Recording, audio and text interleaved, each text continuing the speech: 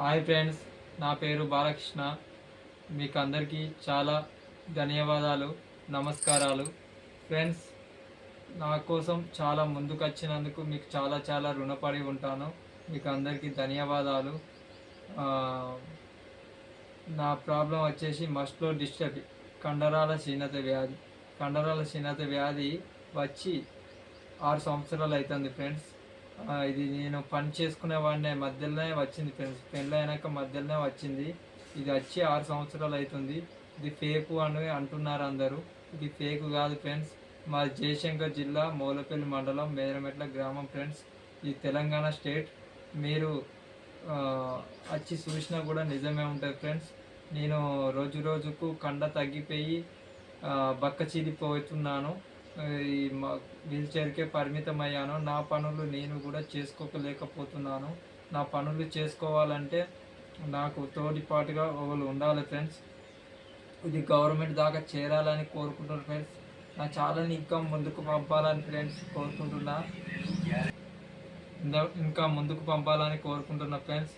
ఇంకా లైక్ చేయండి, షేర్ చేయండి, కామెంట్లు పెట్టండి. ఇంత దాకా వచ్చిందంటే మీ ఆధారంతోనే వచ్చాను ఫ్రెండ్స్. ఇంకా ముందుకు పంపాలని కోరుకుంటున్నా ఫ్రెండ్స్. మీ బుక్కెడ్ బువ్వ తింటున్నానంటే మీ ద్వారానే తింటున్నా ఫ్రెండ్స్. ఇంకా ముందుకు రావాలా, ఇంత సహాయం చేయాలని కోరుకుంటున్నా. సహాయం చేసినందుకు, ముందుకు వచ్చినందుకు మీకు చాలా చాలా రుణపడి ఉంటాను. చాలా చాలా ధన్యవాదాలు ఫ్రెండ్స్. నా లైఫ్ లాంగ్ మీకు రుణపడి ఉంటాను ఫ్రెండ్స్. నా బాధని అర్థం చేసుకొని ముందుకు వచ్చినందుకు మీకు చాలా ధన్యవాదాలు ఫ్రెండ్స్.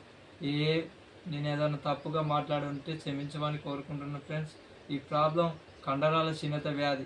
ఈ రోగానికి మందులు లేవు ఫ్రెండ్స్. ఈ ఒక్కరికి రాలేదు ఫ్రెండ్స్. మా ఇంట్లో ముగ్గురికి వచ్చింది ఫ్రెండ్స్. మా అక్కకి వచ్చింది, మా చిన్నక్కకి వచ్చింది ఫ్రెండ్స్. ముగ్గురికి వచ్చింది ఈ ప్రాబ్లం. ఈ ప్రాబ్లానికి మందులు లేవని చెప్పారు. ఎన్నో హాస్పిటల్ తిరిగాము. హైదరాబాద్ తిరిగాము, నిమ్స్ హాస్పిటల్లో తిరిగాము. ఆడ 4 రోజులు ఉన్నాం ఫ్రెండ్స్ నిమ్స్ హాస్పిటల్లో.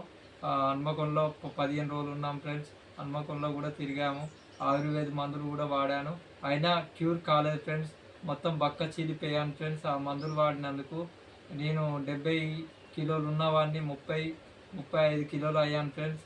నా బాధని దయచేసి అర్థం చేసుకొని నాకు సహాయం చేయమని కోరుకుంటున్నాను ఫ్రెండ్స్.